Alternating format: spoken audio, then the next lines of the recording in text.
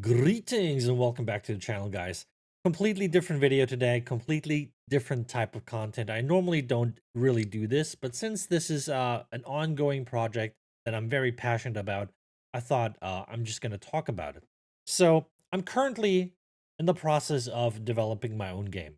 So it is a browser MMO. It's an old school, you know, fantasy, medieval fantasy browser MMO. And the backstory here is this used to be a game that I played from 2004 to 2015. It was called Scherbenwelten. It was a German browser MMO, old school, like really, really old school. I think it was made in the early 2000s.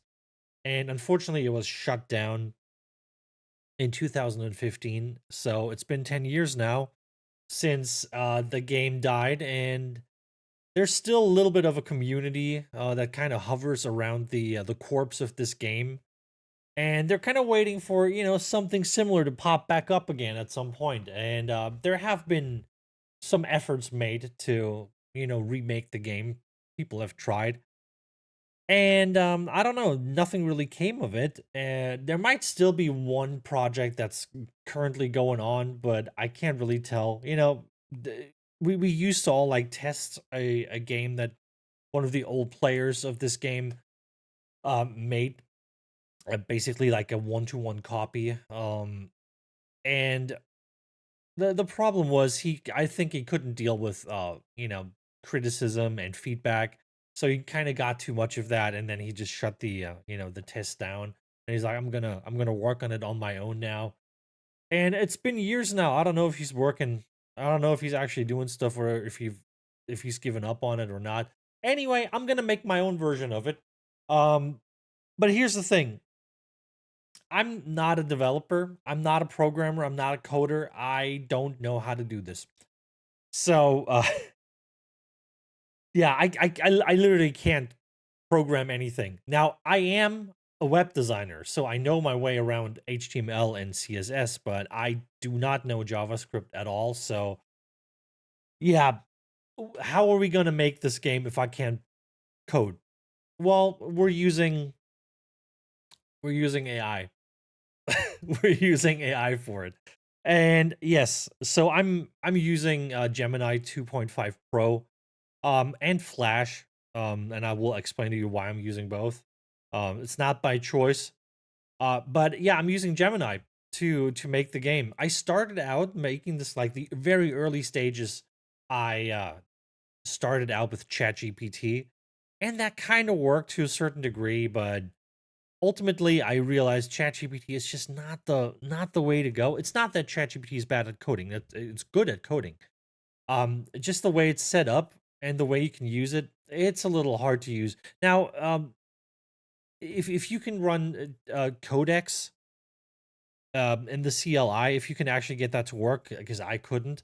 I think ChatGPT could do the same, but I couldn't test codecs. So for some reason it wants a paid API, and I don't have money for that. Yeah, this would cost me a ton if I use that. If I had to actually pay for the API usage, I would go broke in like a day. But here's the thing. So we're using Gemini, and when I started, I was using Gemini in the browser, basically in the AI Studio, Google AI Studio backend. And I did it like this, right? So I would basically let me see. Do we still have it open? We have it open. So AI Studio, right? So I would basically tell Gemini, hey, like this is what we're doing, blah blah blah. I would give it a full file tree and then ask it to, give me request some files for me to upload, right?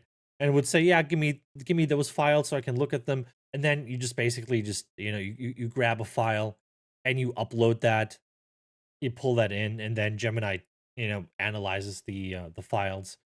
And then you can say, oh, we need to put this feature in or that feature. And then Gemini is like, okay, I'm gonna do that, and it spits out code. But then you have to copy the code, you have to click it, you have to open your original file, and then you copy paste it in. And that's kind of slow and kind of annoying, but it has a certain advantage because you have your file editor open, and you that means you can just basically every time you paste in new code, you can just basically just click the undo button if something isn't working, right? You can just undo back to a state that worked, and that kind of keeps you safe. So I like that about this approach. What I didn't like was how kind of slow it was, and I always had to like upload files, and it would kind of get, sometimes it would start hallucinating, especially when you get up in the tokens. As you can see, Gemini has a 1 million token count context window. Um, that's not really usable. Yeah, technically you have a 1 million token count, but realistically, at around like the 350K, Gemini starts just going stupid. It starts hallucinating. It starts forgetting stuff. It starts like weirdly focusing on things that it just doesn't want to let go. Right? Um, it it kind of resets its memory sometimes, and it's like, oh, I'm gonna fix your issue now, and then it wants to work on an issue that we already fixed like an hour ago, and you're like, dude, no, we already fixed that. Focus on this other issue. And Gemini's like, okay, I will fix this issue again that we already fixed an hour ago. I'm like, dude, come on, like Gemini, like as nice as it is, drives me crazy sometimes. It drives me crazy. Um, but yeah, so we basically have stopped working with Gemini in the back end, and what we're doing is basically we're using Gemini on the front end. We have installed Gemini CLI, which is fantastic. If you haven't done that yet and you're trying to do some coding work, it's fantastic. If you want to know how to do it, you just go to Gemini CLI on GitHub, and there you will find some quick start instructions on how to install this on your system. And then you just basically, if you install it globally on your system, you can just like you just open Gemini in your project folder. You just open a command prompt in your project folder. You type in Gemini, and it starts up, and then there it is. And you can ask things like um let's figure something out. Okay, I'm gonna ask it a question here. Um, I'm gonna ask, can you tell me the current, let's say, production formula for wheat in a farm, right? And you just ask it, and it's gonna check your project folder. It's gonna check your project folder to see if it can find something. It found the production service, so it knows, oh, that's probably in here. Looks into the game data definitions and stuff like that, and it checks a couple files, and then it comes back with an answer, right? You get the formula for the wheat production here, right? Very nice. And if I wanted to, I could just say, "Hey, can you change the formula to this? Can you change it like that?" So basically, the way I use Gemini is I just tell it what I want to do. If I want to change something, I could just say, "Hey, in this game system, currently it's like this, but I want you to do it like that." Also, we have a season multiplier, which is, I didn't know we had that. I mean, I know, like, in the beginning, I mentioned season multipliers. I didn't know Gemini actually programmed some in, because I left it blank. Basically, it's just in the winter, you just uh produce like 10% in the farm, and but it put actually some other things in. Anyway, that's beyond the scope here. You just tell it what you want to do. If you want to create a new thing, you just basically say, "Hey, Gemini, I just want we need to work on this feature," and then you just give it a whole bunch of details. You just write it out, explain the system the way you want it to be. You say, okay, in this window we got to add like another display, and in this display we're going to display these things, and that's going to grab data from over here from that system, and Gemini is just going to hook it up.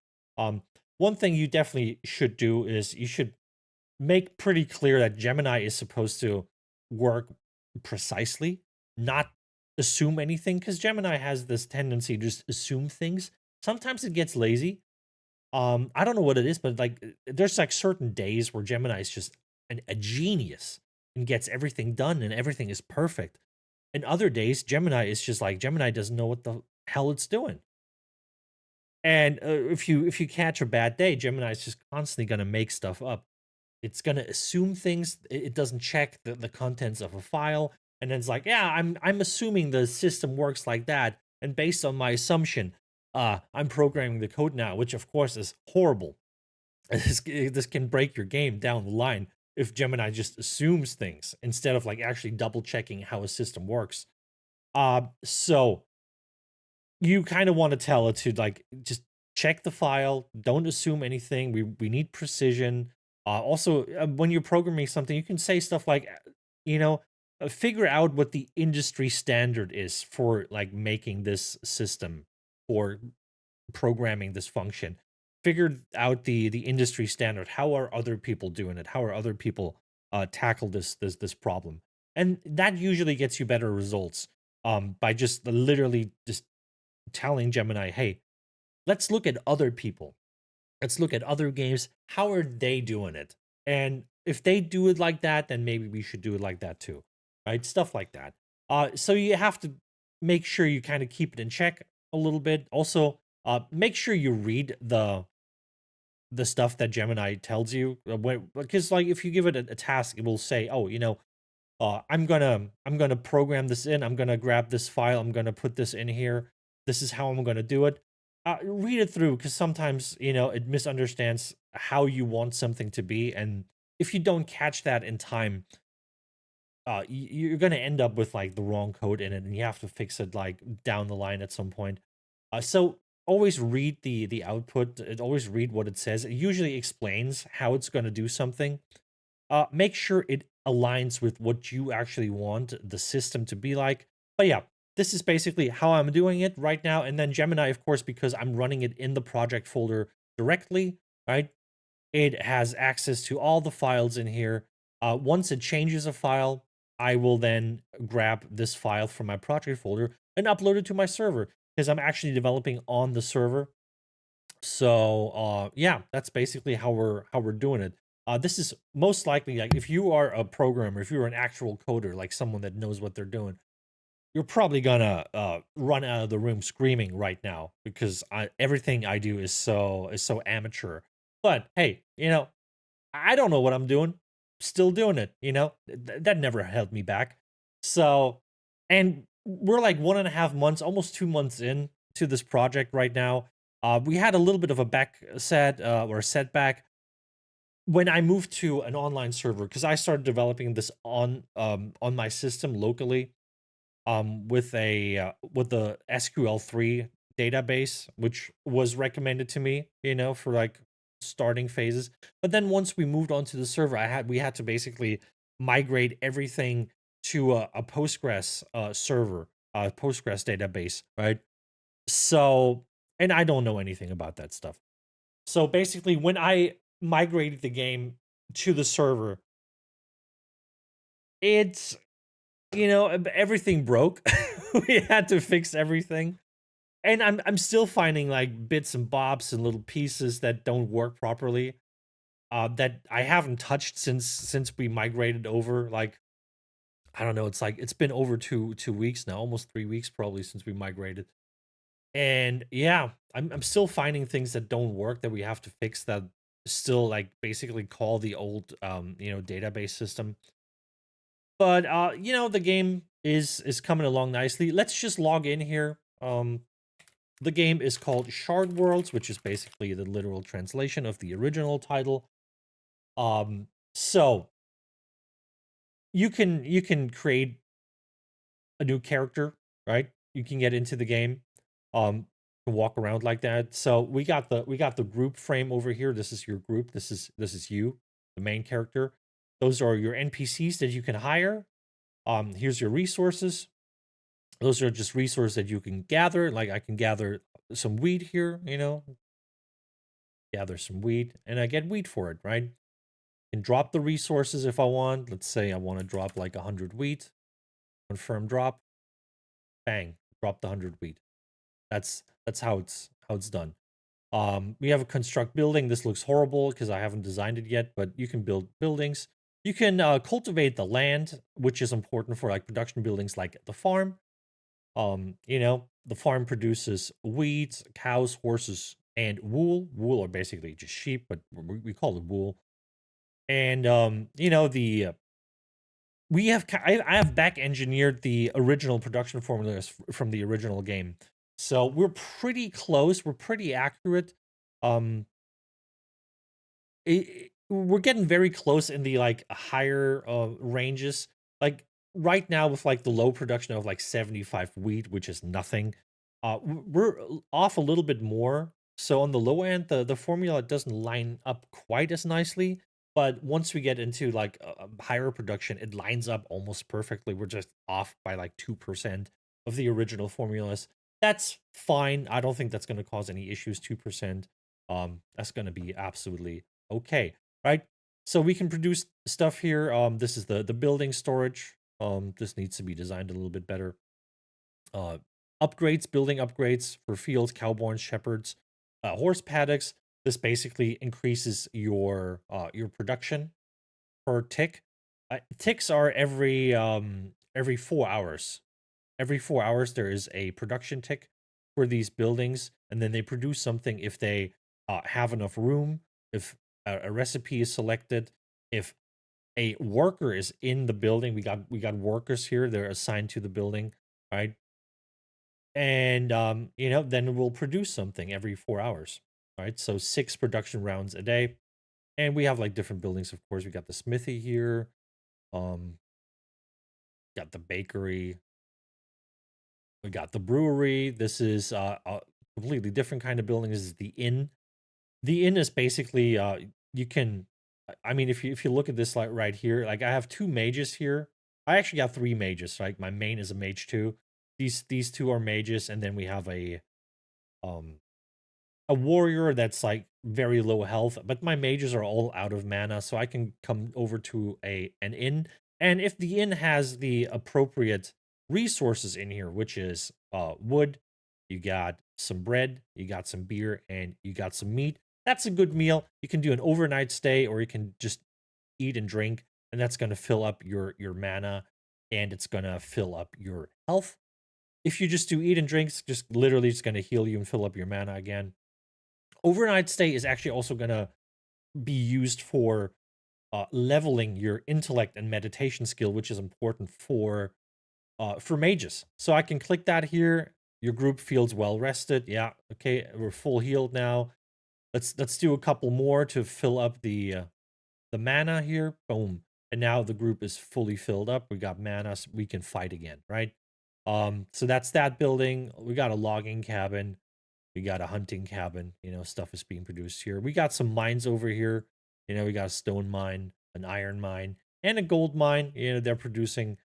And of course, you see this thing here. This is my city, Corinus. If you played Gothic, you know what Corinus is. Um, this is my city. So you can have a city in this game. You can be a city owner. Let's walk over to the other city. There's a temple. That's where your characters are going to land when they die. Um, so this is a free city. This is basically a city that's already there when the game starts. This is not owned by anyone. This is a system-owned city. And currently 2,000 population. That's crazy. So no one owns the city. This is basically just to provide some services in the beginning.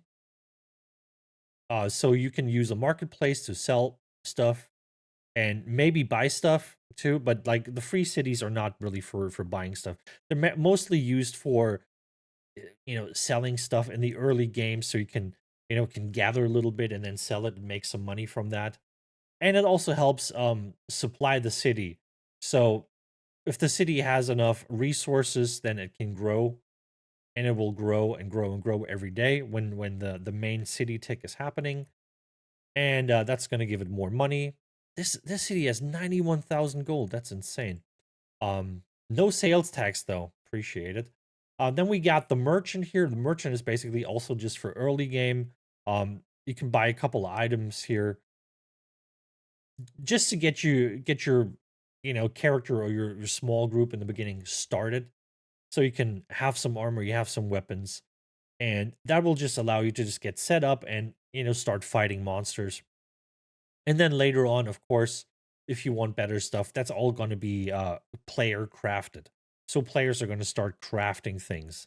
We're going to have a library in here. I think that's it's going to be another feature that the city is going to offer, is a library where you can buy recipes for standard gear. So you as a player can make those items in your smithy. You can craft a sword or something like that, right? So, but this is just cheap, low level stuff for you to kind of get started. Then we got the tavern. The tavern is really important because this is where you hire your NPCs, right? So you basically come here, and for 500 coins you can hire something that you like. Now we have races and we have classes, right? And certain races are better as certain classes, and others not so much. Like a dwarf warrior, nice. That's a good pick. If I wanted a dwarf warrior group or just a warrior group, I could go for that here. That's pretty nice. Elf farmer, that's okay. Elf miner, not so much, but in the grand scheme of things, it doesn't really matter too much as of now. I might change a couple things here. Currently, so the classes, the races have certain bonuses. Like a halfling is gonna, let's see if we can find a halfling here. Yeah, we got a halfling baker or a halfling farmer. That's okay, that's a good example. So halflings, the race of halflings, they're good farmers. So they're also, like, when you hire one, no matter what class they are, if they're a halfling, they're also already gonna have some starting skill in farming. All right. So you can use a halfling as a farmer. Even if they're not a farmer by class, by profession, the fact that they're a halfling is already going to give them some bonuses towards farming, right? But farmers also have a bonus towards farming, but they do not stack. You can't, like, the halfling has just as much farming bonus as the farmer. So you could technically just grab a halfling thief, a halfling warrior, like whatever other class you want. As long as they're a halfling, they're going to have the farming bonus. Or you could grab a dwarf farmer. As long as they're a farmer, they're also going to have the farming bonus. And like I said, they don't stack. So having a halfling farmer doesn't provide any extra benefits that the halfling itself or the farmer itself already provides. I might change that to make it more interesting to have, like, the proper race class combos, but I don't want to make it too strong. So I think if I allow them to stack, I think they're not going to stack super high. Otherwise you can just hire a halfling farmer group, and they would already instantly kind of be pretty good at producing stuff. I don't want to make it too easy. I don't want you to get to the good production too fast, right? But that's basically how you would do things. Um Currently I also have some malices defined in the files. So, a dwarf, for example, is good at melee combat, but they're not good at range combat. So if you use a dwarf for, range combat, you want to give them a bow and have fight in the back lines, they're gonna have some skill malices towards that. I'm not sure if I'm gonna keep that. I might take it out so you have more freedom. But I want to make the race and class combo thing more impactful. But I will have to decide on whether I want stuff to stack, or if I just want to take away the malices, or however I'm going to do it. Anyway, so this is basically where you can hire another teammate. Let's see. Do I want something? A dwarf mage? That's not good. An orc thief? That's not good. Human blacksmith? If I wanted a blacksmith, human blacksmith would be okay. Orc baker? Nah, they're not good bakers. I'm sorry. Human thief would be okay. Dwarf baker? Hell no. Dwarf miner, of course. Dwarfs are great miners. So, um, you know, like I said, the bonus from both doesn't stack, but hey, this would be the choice basically. And you can just buy a round for 50 coins, and that kind of refreshes the the NPCs that you see here. And if you find one that you want, you can click on hire, and then that NPC is going to be part of your group permanently. So, yeah, that's like a starting city, like I said. But it already provides all the like necessary services that you need in the beginning. My own city. So I can tell you how a player gets a city. A player gets a city by building a farm, then putting the I think you have to go to like level 3 in fields, cowborns, shepherds, and horse paddocks. So you have to upgrade all the production upgrades to level 3, I think it is. And then you have this found city button here. And you click this one. And oh yeah, must be at least level 3 to found a city. Exactly. So you have to get the resources to upgrade all these. And then once that's done, you can click on found city and you would make a city. The thing is, the city has to be at least 25 tiles or like 26 tiles if you want, away from another city. So between your new city and an existing city need to be a 25 tile radius. That's why my city is over here, right? And the other city is all the way over there, right? That's why that's over there, because we need the distance. Otherwise, you would just have like a dense area of just cities. We don't want that. We want to spread them out. So you build the farm, you upgrade the upgrades here, and should you be far enough away from any other city and you have the upgrades, you can click found city, you can give it a name, and then your farm turns into this. So this used to be a farm, right? This used to be a farm here, and then I upgraded it and I turned it into a city. You don't own the city though. Once you do that and a city exists, you don't own the city. It's a free city. But if you supply the city with goods every day and it can grow and it grows over 1500 population, it starts at 50 and it's going to grow by 50% each day, right? So it kind of starts out slow, but like, once it gets closer to the like 1000 mark, it grows very fast, and all of a sudden bang, you're at 1500 population. And what happens then is um the mayoral elections start. So you can basically run for mayor of the city. The way you would do that is like when you go to a city, it would basically, where it says welcome to Corinthus right now, it would say, hey, the elections are ongoing right now. And then you can run for office and you can vote for yourself, of course. You always have the option to vote for yourself, but you can vote for other people too. And it comes down to the amount of influence that is basically pledged by voting for a candidate. So if you have multiple candidates, not the person with the most votes wins, but the person with the most influence from votes. So if I vote for someone and I have a lot of influence in this city, and I can get influence by either founding the city. So if I'm founding the city, I already have like 5,000 influence to start off with. So I'm already like, way ahead of everyone else.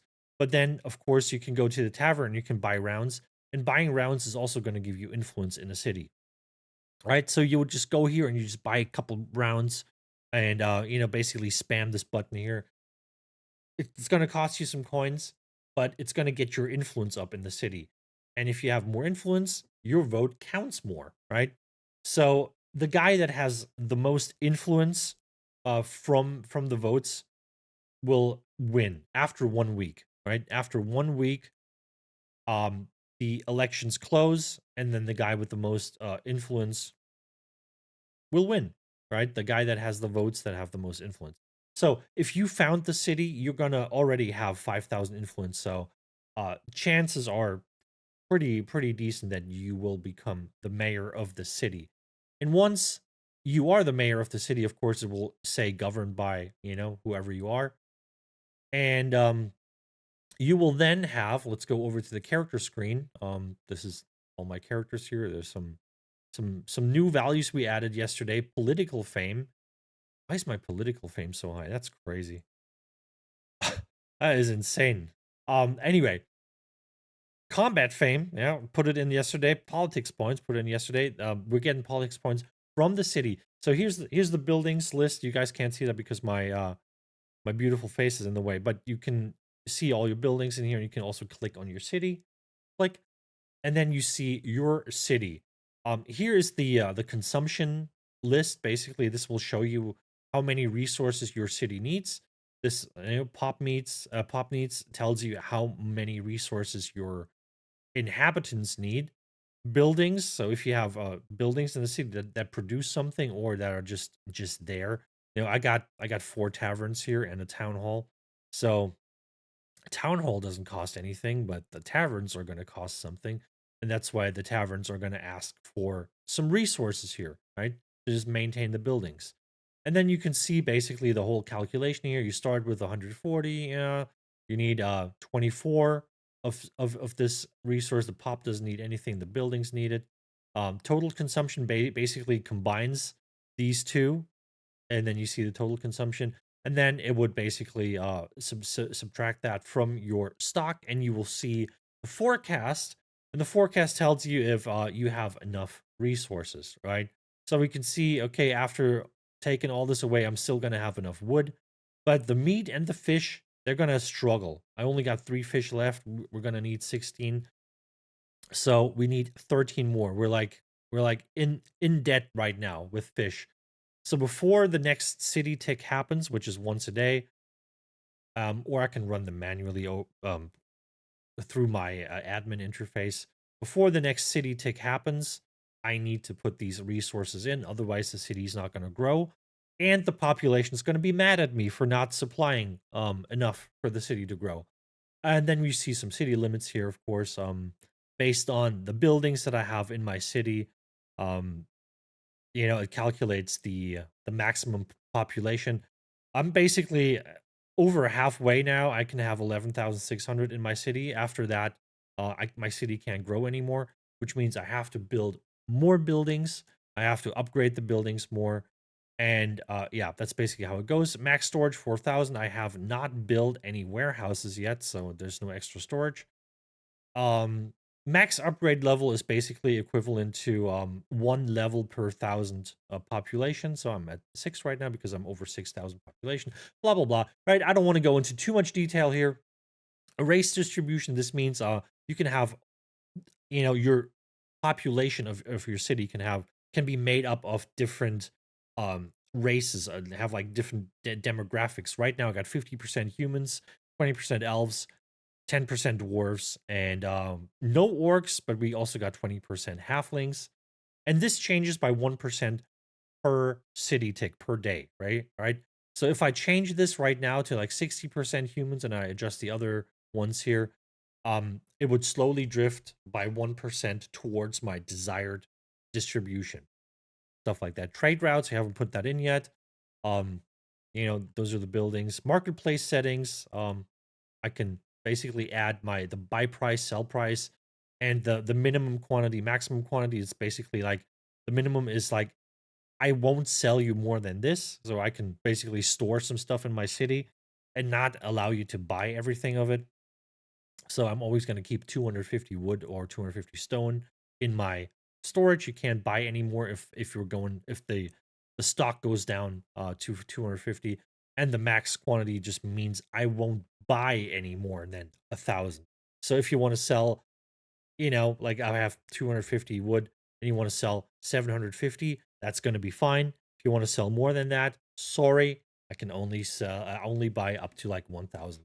So that's basically how you set this up for your city to make sure that people that trade with your city will, you know, pay or get paid the price that you want, and also manage your inventory a little bit.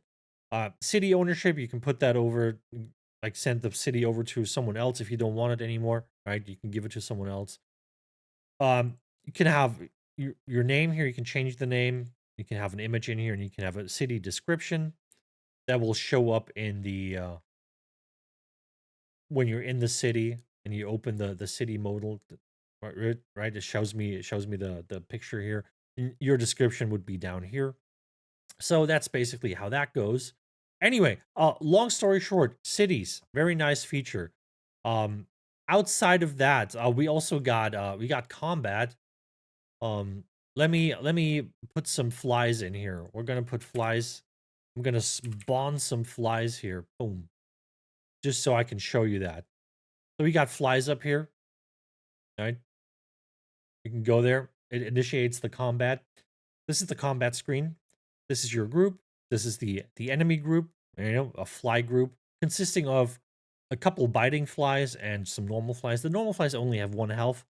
They're easy to kill. Biting flies only 26 health. So yeah, click the attack button and then it iterates through the whole round here and shows you the combat results. Fly misses Veil.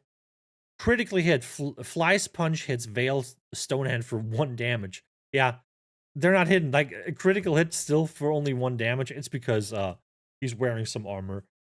So the armor is basically mitigating all the damage. But even if you have enough armor to mitigate all the damage, 1 damage is always going to go through. Okay. So no matter how much armor you have, you will always take at least 1 damage. So yeah, the flies don't do a lot of damage, and then you have like the other group members attacking back, basically killing those flies. And then once you killed all the flies are gone, bang, and then you can go back to the inn and basically fill up your resources again so your group is doing well. So yeah, I showed you the character screen, right? This is where your buildings are, trade routes. Once I put them in, the character sheet shows some general stuff about your character. Shows you how much money you have. The title, we haven't put this in yet, so this is not an actual title. It's just hard coded. Political fame, really nice. We're gonna get that from a couple different sources now, like gathering, upgrading buildings, cultivating land, and stuff like that. But also from having a city, and also from having buildings that produce. So when a building produces, like successfully, you will get some political fame. And then combat fame is, of course, when you kill monsters. And that will be combined into like a total fame value, and that will decide how many characters you can have. I haven't put that in yet, but that would basically limit how many characters you can have in your group, how many characters you can have in buildings. And yeah, that's basically it. That's what that system is going to be used for. Also, I can show you the character sheet right now. You can see the skills here. Got a little bit of melee skill. Magic is going up nicely here. My intellect meditation, which I gain from using the inn, right? Use the inn, and then yeah, it just went up. We were at like 1893, and now we're at 1903, right? So my intellect and meditation went up. Intellect and meditation are important for mages. They're not important for anything else, just mages and also healers. Meditation is basically your regen, how much uh, mana you're going to be regenning for every round that you're fighting. And intellect is your maximum mana. Basically, you start with, I think, 50. And per full level, you get, I think, 2.5 extra. So I should be sitting at 100 mana once I hit 20, right? Once I hit 20 intellect skill, I should have 100 mana. And then it goes up to, I don't know, you guys do the math, however much that is. I think it's like 300 is the maximum that you can have. The other skills here, the life skills, wood cutting. You can see I've done some wood cutting. I've done some stealing. I can show you the stealing actually. Let's find someone to steal from. Let's do Joe Bingles here. Click on the interact button, and you can add them as a friend, as an enemy. You can give them items, right? You can give them items technically. It shows you all the all all your NPCs that you have in your group and the items that they have, and then you can just scroll through and say, "Hey, I want to give this guy a dagger," and then you give it to him. You can give resources too, if you want to hand some resources over to a friend. Um, we can attack. I'm not gonna attack him now, or maybe I'm gonna. I don't know. Am I gonna attack him? No, I'm not gonna do it. But we can attack him. PvP combat works. PvP combats in the early stages, it does work. Pickpocketing, right? So basically, it brings up the pickpocket thing here. This is me. This is him. You can inspect the target, and then you get some info. Based on your skill, on your stealing skill, you will get some info. Um, right now it's very vague. So they seem to own some coins. They carry a lot of resources. They seem to own some interesting items, but you don't know anything specific, right?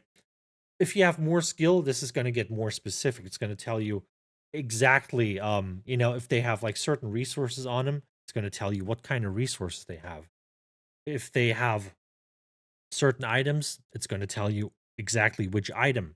And then you can basically just re-inspect and see if you get something else, if you get like another roll, maybe he's got like stone and wheat and wood, right? As resources, and I can inspect them and it would say, "Hey, he has a lot of wood on him." But I'm like, "Nah, I don't want to steal wood. I want to steal wheat." And then I expect him again, and then it would re-roll that, and maybe it would say, "Hey, he has like a moderate amount of wheat on him," and I can say, "Okay, he's got wheat. I know now that he's got wheat with him. I want that. I want that wheat." And then you could steal that. Like when it says that in the screen, you would basically be able to steal exactly that. Or with like items would say, "Oh, he has like a healing potion on him, or he's got a good sword on him." You see that, and then you could steal it. Once it pops up, you can steal it. Right now, I just know he has some coins. Steal some money. Ooh, they noticed my advances and they're watching me closely. Okay, let me try again. Hey, stole five coins. It's not much, but um, something. Steal some goods. I stole 2 wheat. It's not much, but something. And then items. Found no items to steal. Yeah. I don't think this guy has any items on him, to be honest. But yeah, that's the pickpocket system. Basically, you can steal from people. If they really detect you, there's like 3 stages to being detected. That can happen either when you're inspecting a target or when you're trying to steal something, right? When you're being detected, tier 1 is they're the enemy, like, or like the guy that I'm inspecting will get a mail, right? They're going to be alerted that someone is inspecting them and trying to steal stuff from them. But they have to like actively read that. They're going to get a mail, and it's going to say, "Hey, this guy is he's acting a little suspicious around you," and then he knows that I tried to steal from him. Tier 2 is, and that's all based on like my stealing skill and the target stealing skill, right? If their stealing skill is higher, I'm gonna fail. I'm gonna fail with my stealing. And tier 2 would be, they would basically catch me. They would not just notice that I'm doing something, they would catch me in the act. And then I would basically have like, I think it's like a 5-minute block, and I can't inspect them again or steal from them again, right? When they catch me, I have to kind of lay low. I can still inspect someone else, but you know, this target is basically just on cooldown for a couple minutes. And then tier 3 is that's when their stealing skill is a lot higher than mine, and they catch me stealing or inspecting them.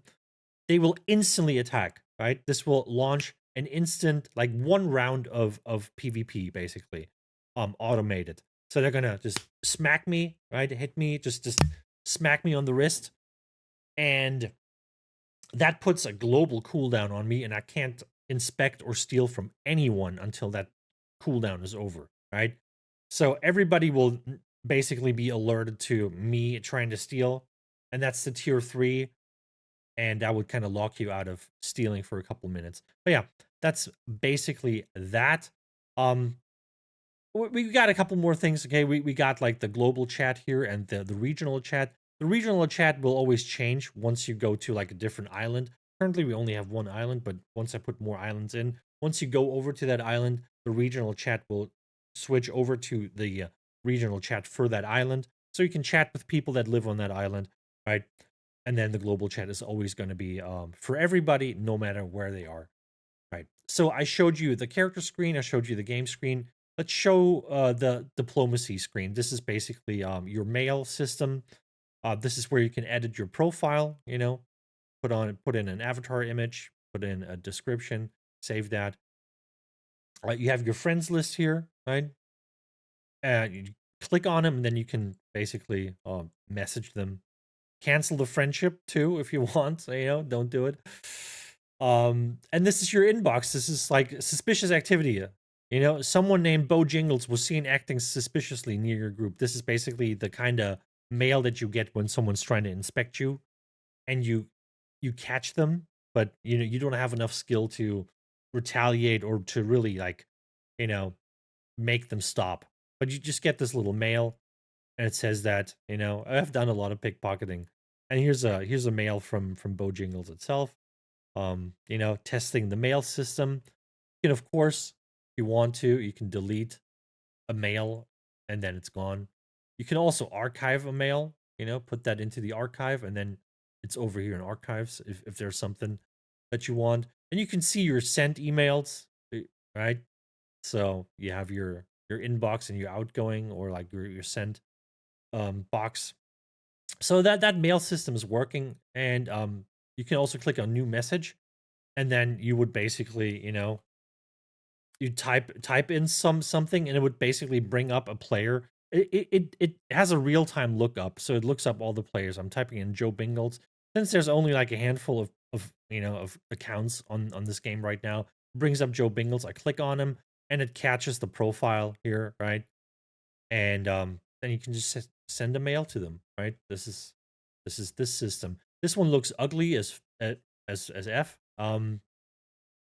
This is basically, as you see, this whole thing is broken. But this is basically a way for you to manage your friends. If you have a lot of friends here, you can basically just add them here, or you can cancel the friendship, or you can add someone as an enemy. And declaring war on someone, like declaring them an enemy, is important for other things later on, like passage rights and stuff like that. Um, but yeah, right now it doesn't really matter. Then we got the history page, which basically shows you the online players. It's just me online right now, of course.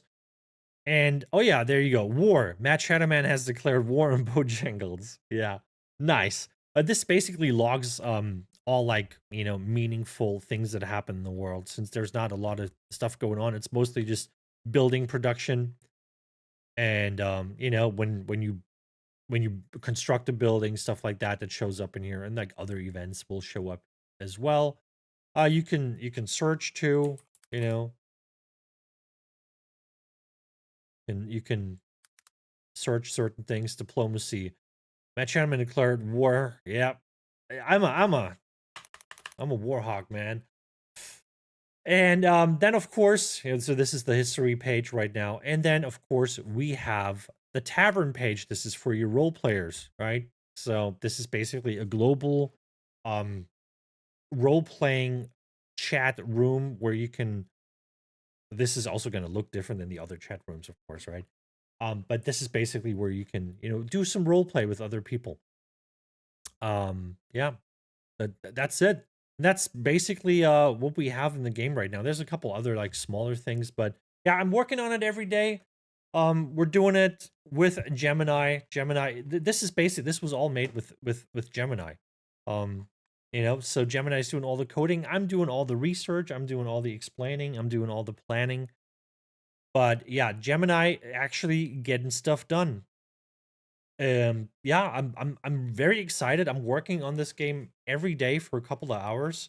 Um, Somewhere between like 3 to 5 to sometimes 8 hours, depending on how much stuff I have to do, how much time I have. But yeah, let me know what you think. This is very exciting. This allows me to work on a giant project like this without having any coding knowledge. So Yeah, if you wondered what you can do with Gemini, and especially the CLI here, you can make games.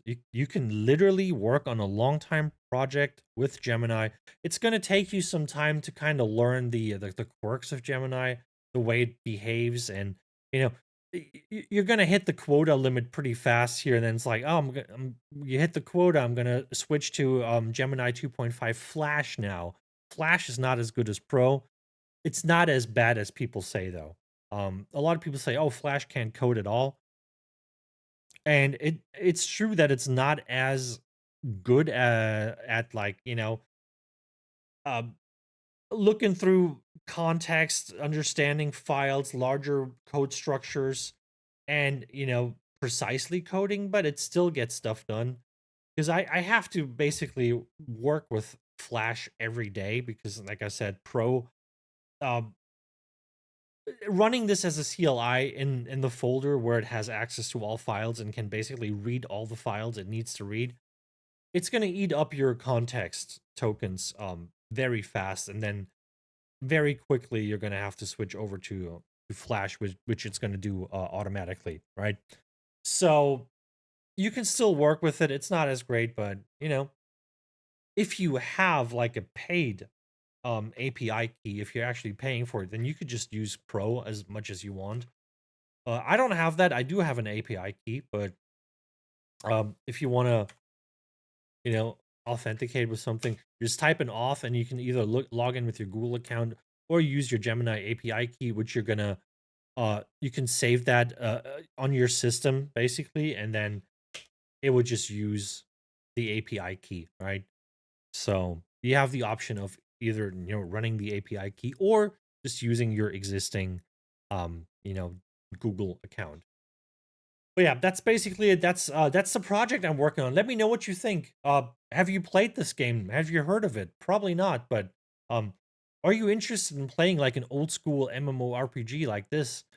Are you interested in it? Would you like to play it? Would you participate in, the testing phases once I get there? Would you like to participate in, maybe helping me code stuff? Maybe helping me make graphics, because the graphics we're using right now, those are the original graphics from the original game. I don't think I can use them. So they're just for development right now, but should I ever like put this out into the public, we have to change the graphics. So if you want to help out with that, let me know. And just let me know down in the comments what you think of it. Is this an interesting thing? Would you use this for something? Is there any project that you've been thinking about that you think you could maybe actually realize with running Gemini as a CLI? Yeah, let me know down in the comments below. If you like the video, like the video, and consider subscribing. I'll probably make more videos on this, kind of like devlog kind of stuff. Let me know if you're interested in that, and if so, I'll make sure to send over a couple more videos. That's all I have for you. I'll see you in the next one. Take it easy, stay safe. Until then, bye bye.